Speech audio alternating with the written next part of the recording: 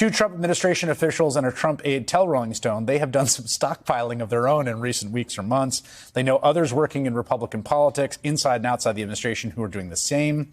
One of the Trump officials says they have already run to Target to bulk buy toilet paper, some types of food, and other household supplies. When asked why they're doing this, a Trump aide who says they and their partner have done similar household hoarding lately are also stashing cash reserves in their D.C. area home, simply replies, because it would be stupid not to.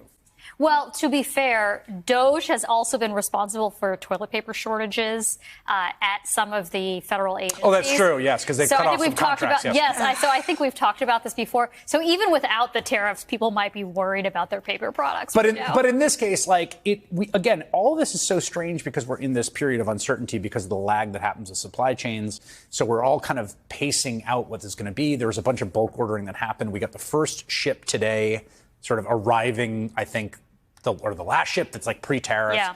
But it does seem like we're going to experience some real consumer disruption. Yes, absolutely.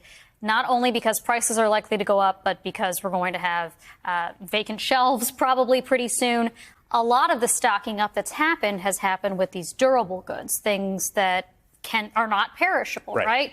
Washing machines or furniture or things like that.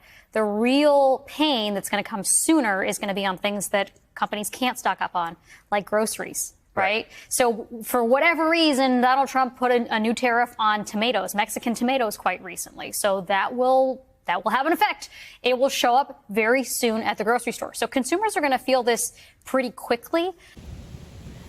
Hey y'all, happy Monday. Welcome to the channel, or welcome back. I haven't seen you guys since Thursday. This is the last time. I think I might have put up the video Friday, but I recorded Thursday. So I hope everybody had an amazing weekend. We are going to get right into it. So as you are seeing, like, actual Trump aides are stockpiling or hoarding, whatever you want to call it. We consider it to be prepping, just shopping wisely and having a good supply of whatever you use on a daily basis in your home. A lot of us have been doing this, so we don't feel the sense to go out and hoard. And I think that's just the difference. Hoarding, I feel like, gets that bad name because when you go out and you panic buy and you just get everything you can at one time instead of buying little bit by little bit, and you're hoarding it in your home versus stockpiling, I feel like it's more like a slower pace type stockpiling, collecting items over weeks, months, years for your home.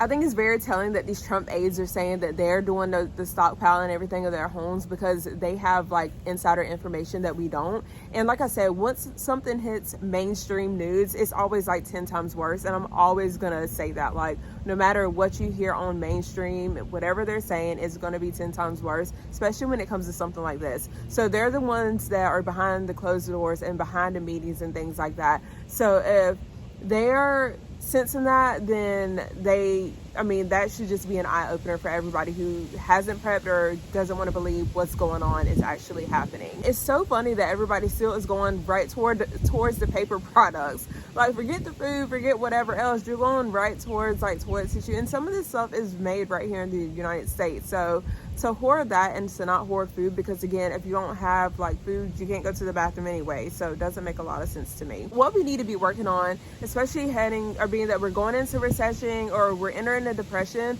we have to be more savvy with the things that we're doing. Things that we can do to help us get through this recession of 2025.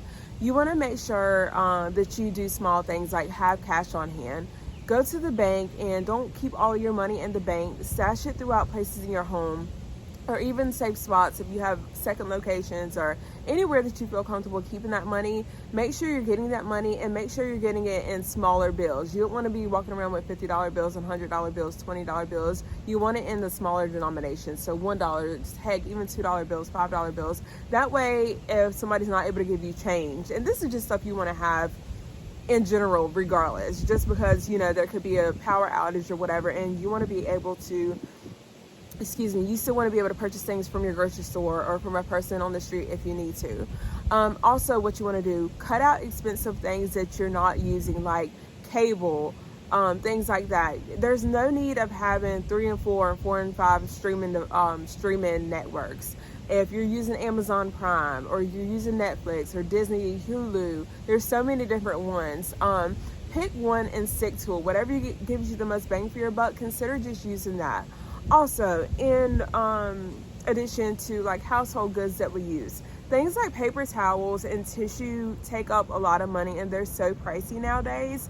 One way that you can cut costs, use flannel or go to these fabric stores. I know Joann's was going out of business. I'm not sure if all locations have closed, but you can like sew fabric together and use those as reusable toilet tissue, reuse those as reusable paper towels, or just go get a pack of rags from Walmart and use those. That way you're cutting back on those items. And get a bidet as well. If you can afford that, get a bidet. They're pretty inexpensive depending on where you, at least try to have one of those in your home. That way you're not utilizing as much tissue, and besides the fact it gets you much cleaner if you want to be more realistic about it. Also, make sure that you're prepping items that you eat.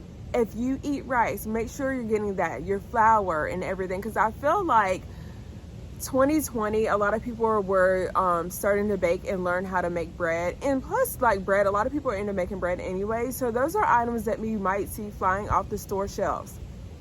I am in no way, shape, or form telling you to go out and clear the shelf of bread flour and yeast and things like that. But make sure that you're keeping some on hand, that if you know, like you have a business or you know that you bake for friends and family, make sure that you have those items on hand. Not only is it good to have, like, because you don't want to run out, but before the prices increase even more so, definitely good to have on hand. I think this is also a good time to pick up a skill. If you don't have a skill that you think would be beneficial in like a SHTF situation or just something that could benefit somebody else, I highly recommend and encourage you to find a skill. If you like to sew, if you like to bake, or like a first aid type situation, like that can be useful. And you never know, even if you might have to barter some, services or something like that, that can definitely help you. And then like just for money anyway, sometimes, especially with the way of the world right now and the economy, so many people are being hit hard. A lot of people need extra money. So think about those side hustle jobs. Like a lot of people do like Walmart and Uber Eats and DoorDash, even though I don't know how to feel about that, just because I feel like it's so much wear and tear on your car. But even for a short period of time, or if you have a car that, maybe is not your primary car that you think you can use for that, or maybe cutting grass, or, weeding. And if you have elderly neighbors, maybe you can check in with them or sit with them. Babysitting, dog walking. There's so many different services that can be beneficial to somebody. And I know a lot of times people would rather support, small businesses and local people rather than these big corporations when it comes to some of these services, like lawn care and stuff like that. They'd rather support like a small, father and son type business. So think about things like that. And what's so funny is I think the frugal lifestyle, I feel like it has always been one of those things where some people like looked down or thought it was just for like poor people and things like that. But I think a lot of people now are turning more to the frugal lifestyle, especially with the way that things are going. And you know that it's nothing to do with being poor. It's just being financially smart and savvy with your money at the end of the day. That's like some of the richest people. They don't drive these flashy cars. They have some beater cars or junk cars, and you wouldn't even know it until you pulled in behind them. It's just being wise and just savvy with, like I said, what they have. So I want to say consider meals that you're prepping for your family. Like if you want to do like a meal plan, you don't even have to do it for like the whole month. You can do it for a week or every 2 weeks. Just write out what your family's going to have, breakfast, lunch, and dinner, and include snacks and things like that. And that could be a way that you save money. Everybody knows what you're eating. And if you know the store sells like when ground beef goes on sale, like the rotation every 6 weeks, consider that, because you could put that into your actual meal plan. And if you're that smart to know that cycle, that can save you money, because you actually could really plan out that month. Or you can just utilize what you have in your freezer, in your home, in your fridge, like that. Things like that. Like I said, meal planning and simple meals sometimes, like y'all, rice, seasoned rice, smoked sausage, and some cornbread on the side is a complete meal. Do you have to have veggies, or should you have veggies? Maybe, okay, but again, you're keeping your family's belly full. Or something so simple like ground beef. Like ground beef, season it, add gravy to it, do a side of rice, slices of sandwich bread, or even cornbread, or whatever, some rolls or something. Like, or if you want to do hamburgers and gravy, if you want to make the hamburgers and gravy, that's like a meal that I made for my family actually the other day. Hamburger and gravy with onions. We had a side of rice, and we had cornbread with it. So simple, y'all. wasn't super expensive, and I mean, obviously, I don't know how much it cost, maybe like $15 or $20. So we want to be thinking about some like meals that can stretch and feed your entire family and get their bellies full. Maybe start to budget and just look at your overall spending. You don't think because you're swiping that debit card that the purchase, it's a $3 purchase for Amazon, $10 at Walmart, $12 at Chick-fil-A, but y'all, that adds up quickly. So make sure you like cut out unnecessary spending and see where all your money is going to.